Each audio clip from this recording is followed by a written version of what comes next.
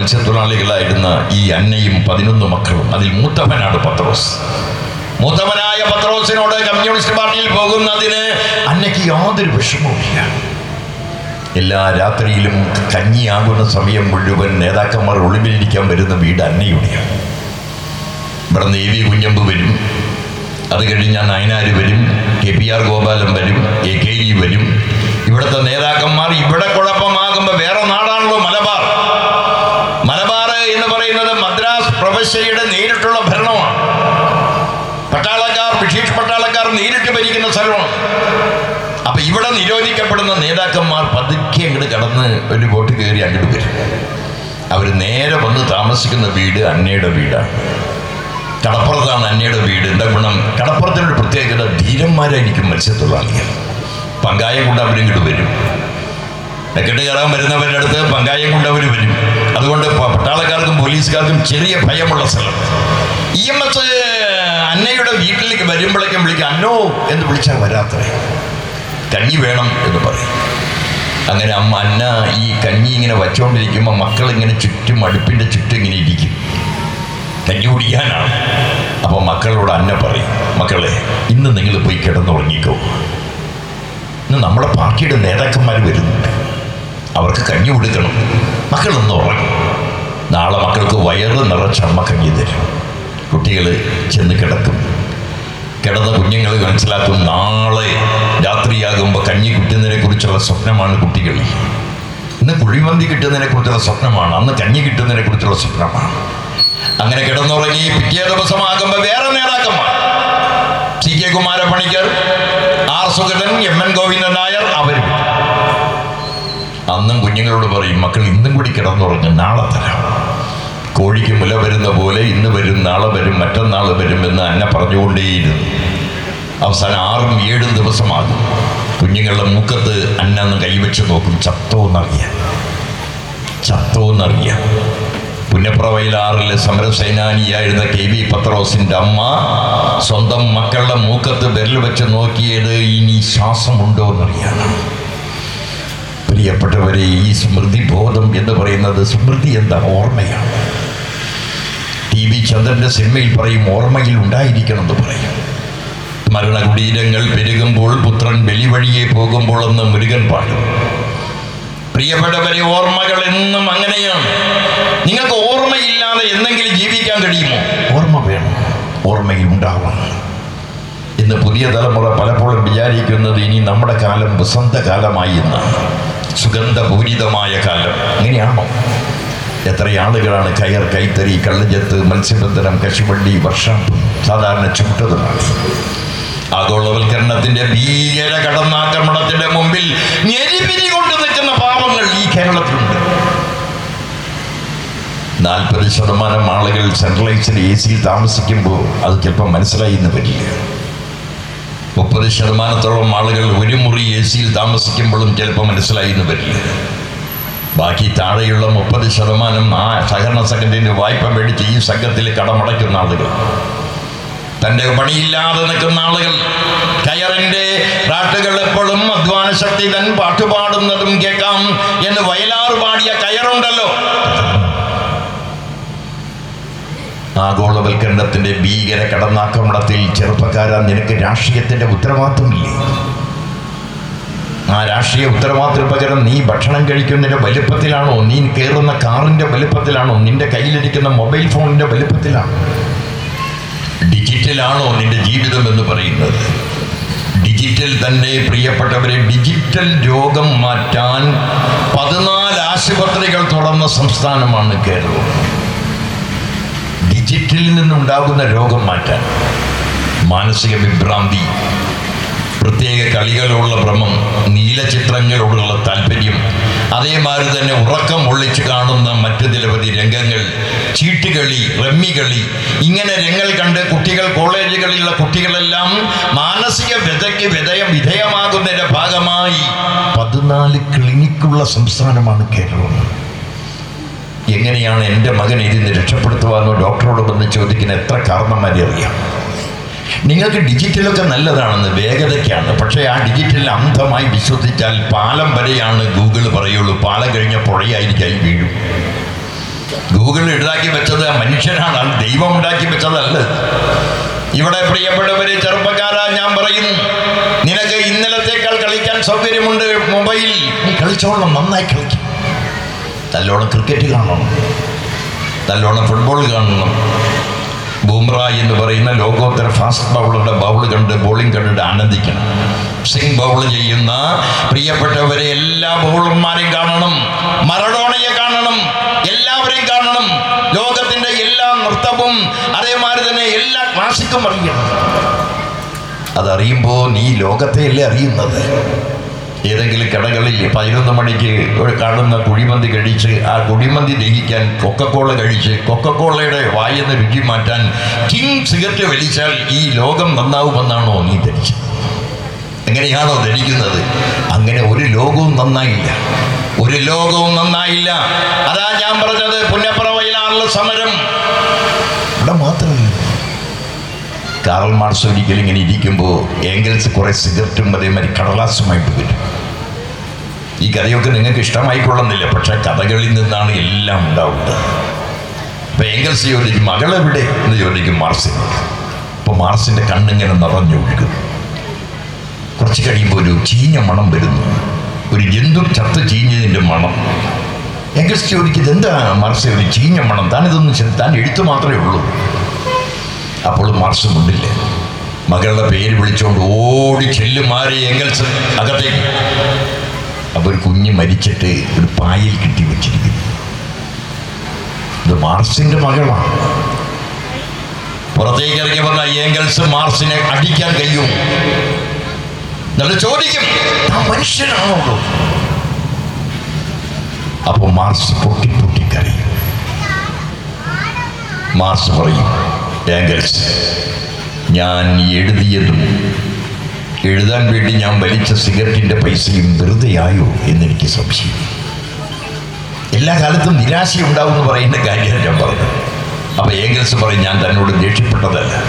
ശവപ്പെട്ടി മകളുടെ മൃതശരീരം, പട്ടിണി കിടന്ന് മരിച്ച മകളുടെ മൃതശരീരം കൊണ്ടുപോകാൻ ശവപ്പെട്ടിയില്ലാത്ത ഒരു പിതാവിൻ്റെ ദുഃഖം. ഈ ലോകത്ത് മുഴുവൻ എങ്ങനെയാണ് ലോകമുണ്ടായത്? ഒരു നല്ലതിൽ നിന്നും സുഖത്തിൽ നിന്നും ഉണ്ടായില്ല.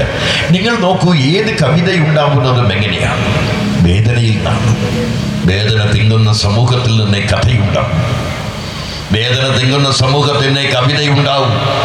മുലപറിച്ച് ഈ കുലം മുടിക്കുമെന്ന് കടമനിട്ട പറയണമെങ്കിൽ ഭീകരമായ മർദ്ദനം ലോകം വേണം, അടിയന്തരാവസ്ഥ വേണം. അടിയന്തരാവസ്ഥക്കാലത്തല്ലേ കടമനിട്ട പറഞ്ഞത്, മുല മുറിച്ചെറിഞ്ഞി കുലം മുടിക്കുക. ഏത് കുലം? നിന്റെ കുലം, നിന്റെ ഭരണത്തിന്റെ കുലം.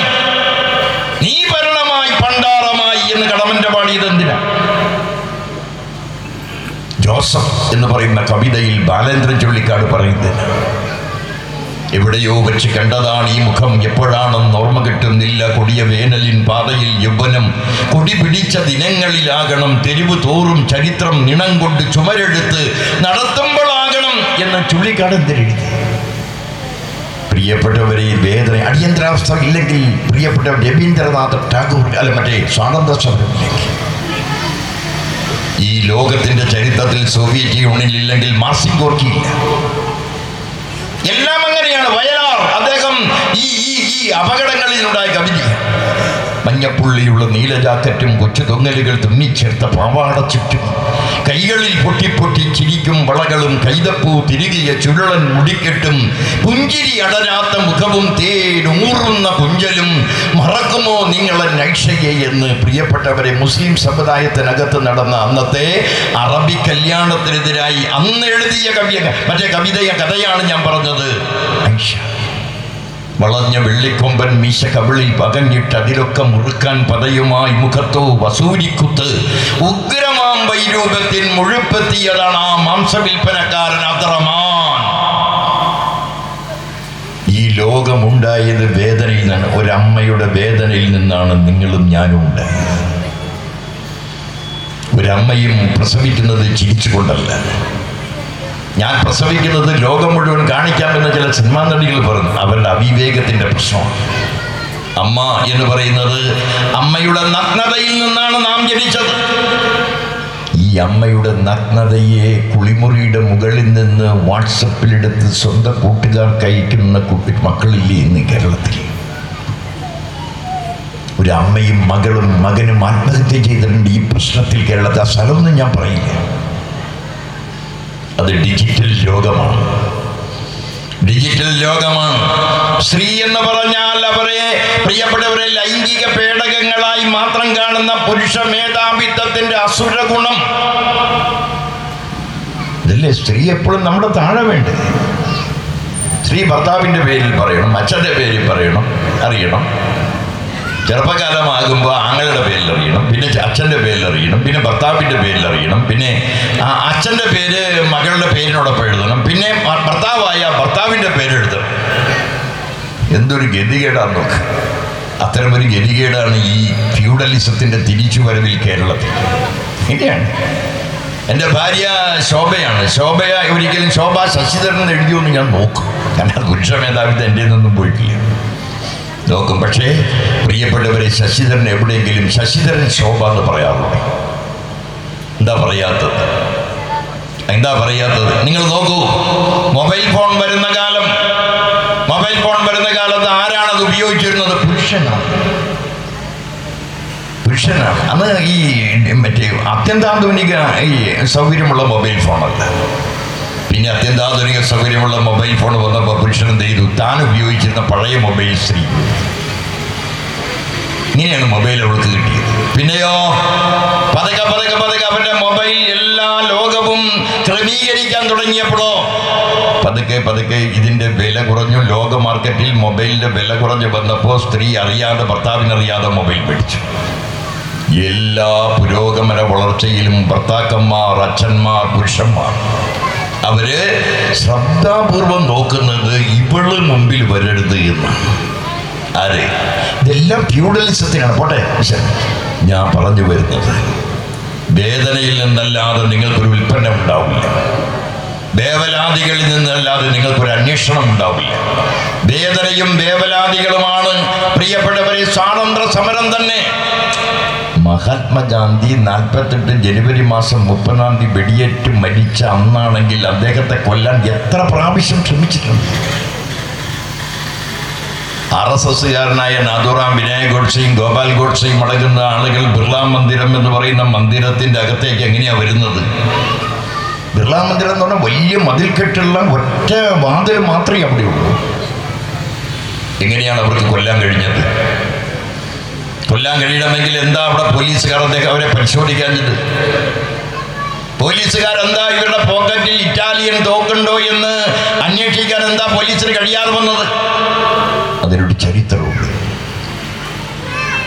ഞാൻ RSSനെ കുറിച്ചൊന്നും കൂടുതൽ പറയില്ല. കൂടുതൽ പറയണമെങ്കിൽ എന്തെങ്കിലും ഒരു നന്മ ഉണ്ടാവട്ടെ. എന്തെങ്കിലും ലേശം നന്മയെങ്കിലും ഉണ്ടെങ്കിൽ നമുക്ക് പറയാൻ പറ്റും. കുറച്ച് ബുദ്ധിയുണ്ടെങ്കിൽ മന്ദബുദ്ധി എന്ന് പറയാം. പക്ഷേ തീരെ ബുദ്ധിയില്ലെങ്കിൽ എന്ത് പറയും? അതുകൊണ്ട് ഞാൻ അവരെ അധികം ഇപ്പോൾ കുറ്റം പറയാറില്ല. കാരണം ഒരിക്കലും നന്നാവാത്തവരാണ്. ഒരിക്കലും നന്നാവില്ല. കേവലം പ്രിയപ്പെട്ടവരെ മൃഗീയമായ ഈ മതബോധമല്ലാതെ വേറെ ഒന്നുമില്ല. ഇവിടെ പ്രിയപ്പെട്ടവരെ, ഇന്ത്യ രാജ്യം രണ്ടായ കഥ. ആദ്യത്തെ കഥ ആദ്യം ഈ 45-ന് ശേഷം ഇന്ത്യ സ്വതന്ത്രയാകുന്നതിന് 2 കൊല്ലം മുമ്പ്. 2 കൊല്ലം മുമ്പ് സ്വതന്ത്രയാകുന്നതിന് 2 കൊല്ലം മുമ്പ് താൽക്കാലിക ഗവൺമെൻറ് ഉണ്ടാക്കി. ആ ഗവൺമെൻറ്റിൽ ധനകാര്യം എന്ന് പറയുന്നത് ലീഗിന് കൊടുത്തു. ആഭ്യന്തര കാര്യം നമ്മുടെ കോൺഗ്രസ് എടുത്തു. ധനകാര്യ വകുപ്പായ യൂസഫ് അലി ഖാൻ എന്ന് പറയുന്ന ലീഗുകാരൻ തങ്ങളുടെ താപ്പ് വെച്ചുകൊണ്ട് എന്ത് ചെയ്തു? ആഭ്യന്തരമന്ത്രിക്ക് പണം കൊടുക്കാതെ സർദാർ വല്ലഭായ് പട്ടേൽ അതിനെ എതിർക്കാൻ തുടങ്ങി.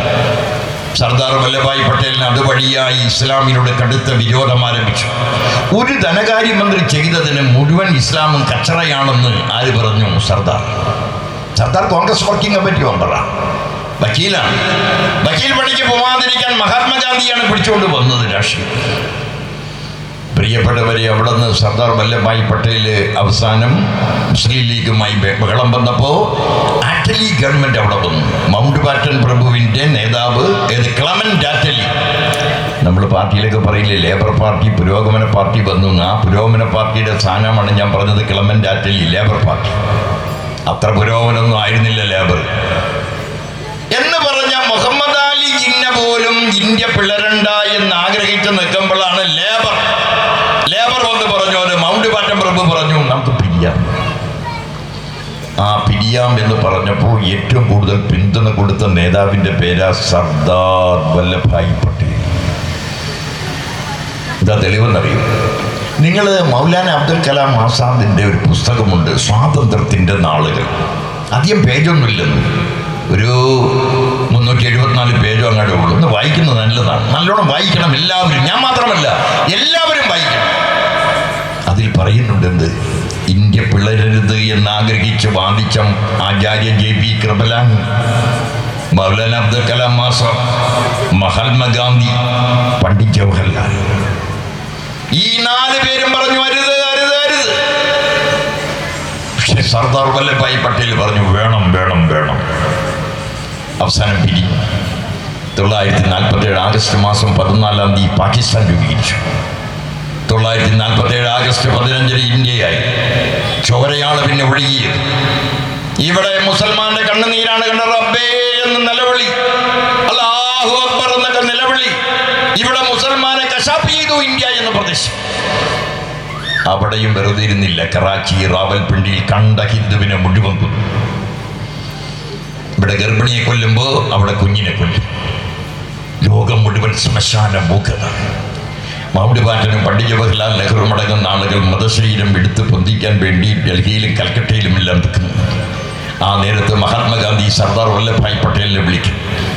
പട്ടേലിനോട് പറയും എന്തൊക്കെയാണോ നടക്കുന്നത്? പട്ടേൽ പറയും എന്താ ഗാന്ധി, ഇവിടെ മുസൽമാന്റെ നിലവിളിയാണ് ഞാൻ കേൾക്കുന്നത്. പട്ടേൽ പറയും അങ്ങ് കേൾക്കുന്നത് ചെറിയ കാര്യമാണ്, എക്സാഗ്രേറ്റ് ചെയ്ത് അങ്ങയുടെ ചെവിട്ടിൽ ആരും എത്തിക്കുന്നതാണ്. അപ്പോൾ ഗാന്ധിജി ചോദിക്കും, എൻ്റെ കൺമുമ്പിൽ വെച്ച് ഒരു ഉമ്മയെയും 2 പെൺകുട്ടികളെയും കടിത്തറത്ത് കൊല്ലുന്ന കണ്ടവനാണ് ഞാൻ.